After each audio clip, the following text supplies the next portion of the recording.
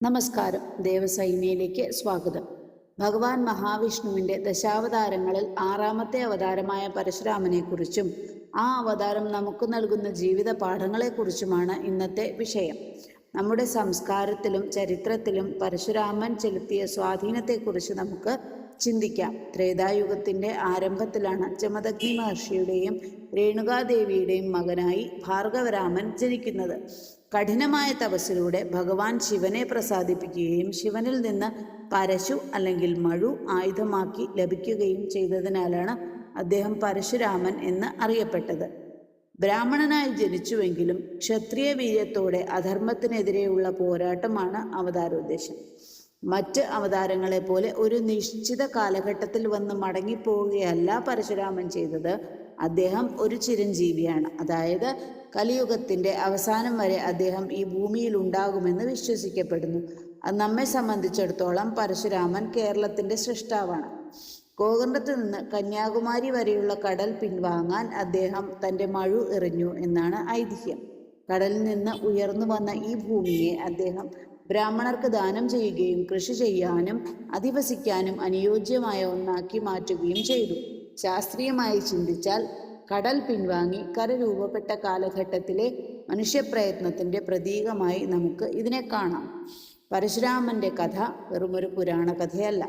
ഇത് മനുഷ്യജീവിതത്തിന് ആവശ്യമായ ചില ഉന്നത തത്വങ്ങൾ കൂടി നൽകുന്നുണ്ട്. ആദ്യത്തേത് അചഞ്ചലമായ ഭക്തിയും ലക്ഷ്യബോധവും. ഭഗവാൻ ശിവനിൽ നിന്ന് ആയുധവിദ്യ അഭ്യസിക്കാൻ അദ്ദേഹം കാണിച്ച തപസ് നമുക്ക് നൽകുന്ന പാഠം കഠിനാധ്വാനത്തിൻ്റെതാണ്. ലക്ഷ്യം നേടുന്നതുവരെ പിന്തിരിയാത്ത ആ നിശ്ചയദാർഢ്യം ഏതൊരു വിദ്യാർത്ഥിക്കും വ്യക്തിക്കും മാതൃകയാണ്. അധർമ്മത്തിനെതിരെയുള്ള പോരാട്ടം. അഹങ്കാരികളായ ഭരണാധികാരികൾ ജനങ്ങളെ പീഡിപ്പിച്ചപ്പോൾ അവർക്കെതിരെ ആയുധമെടുത്തത് ഒരു ബ്രാഹ്മണനായിരുന്നു. അധികാരം ദുരുപയോഗം ചെയ്യുന്നവർ ആരായാലും അവർ ശിക്ഷിക്കപ്പെടണം എന്ന നീതിശാസ്ത്രമാണ് ഇതിലൂടെ വ്യക്തമാക്കുന്നത്. ജാതിക്കും കുലത്തിനും അപ്പുറം ഓരോരുത്തരും അവരുടെ ധർമ്മം നിർവഹിക്കണം എന്ന് ഇത് പഠിപ്പിക്കുന്നു. പിതൃഭക്തി. പിതാവായ ജമദഗ്നി മഹർഷിയുടെ ആജ്ഞ അനുസരിക്കാൻ പരശുരാമൻ തയ്യാറായ കഥ പ്രസിദ്ധമാണ്. വൈകാരികതയേക്കാൾ ഉപരിയായി ധർമ്മത്തിനും പിതൃവാക്യത്തിനും അദ്ദേഹം നൽകിയ വില വലുതായിരുന്നു. പിന്നീട് തൻ്റെ തപശക്തിയാൽ അദ്ദേഹം മാതാവിനെ പുനർജീവിപ്പിക്കുകയും ചെയ്തു. മാതാപിതാക്കളോടുള്ള കടമയെക്കുറിച്ച് ഈ കഥ നമ്മെ ഓർമ്മിപ്പിക്കുന്നു. അടുത്തത് ദാനശീലം. ലോകം മുഴുവൻ ജയിച്ചടക്കിയ ശേഷം ആ ഭൂമിയെല്ലാം അദ്ദേഹം ദാനം ചെയ്തു എന്നാണ് പറയപ്പെടുന്നത്. ത്യാഗത്തിലൂടെയേ ശാന്തി ലഭിക്കൂ എന്ന ഉപനിഷത്ത് തത്വമാണ് ഇവിടെ കാണുന്നത്. സ്വന്തമാക്കുന്നതിലല്ല മറ്റുള്ളവർക്ക് നൽകുന്നതിലാണ് ജീവിതത്തിൻ്റെ പൂർണ്ണത എന്ന് പരശുരാമൻ കാട്ടിത്തന്നു. അടുത്തത് വിനയവും പരാജയഭീതിയില്ലാത്ത മനസ്സും. ശ്രീരാമനുമായുള്ള കൂടിക്കാഴ്ചയിൽ തൻ്റെ വിഷ്ണു ചൈതന്യം ശ്രീരാമനിലേക്ക് പകർന്നു നൽകി അദ്ദേഹം വിരമിക്കുന്നുണ്ട്.